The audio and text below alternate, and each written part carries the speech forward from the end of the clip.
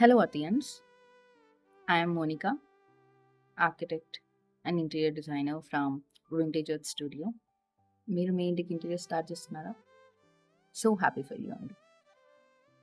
కానీ పార్టీషన్ డిజైన్కి వచ్చేసరికి అదే అవుట్డేటెడ్ వుడెన్ పార్టీషన్స్కి వెళ్తున్నారా? 7 out of 10 హౌసెస్లో ఇవి కామన్ వుడ్ పార్టీషన్స్ అండి. కొత్తగా ఏమైనా ట్రై చేస్తారా? There is this material glass, దాంతో కూడా పార్టీషన్స్ ట్రై చేయొచ్చు. బికాస్ పార్టీషన్ అంటే అది ప్రైవసీ, బ్యూటిఫికేషన్ అండ్ స్టోరేజ్ కోసమే కదా. ఇవన్నీ కూడా ఆ పర్పస్ని సర్వ్ చేస్తున్నాయి చూడండి. పేరుకి గ్లాస్ ఒకటే, కాకపోతే దాంట్లో చాలా వెరైటీస్ ఉన్నాయి.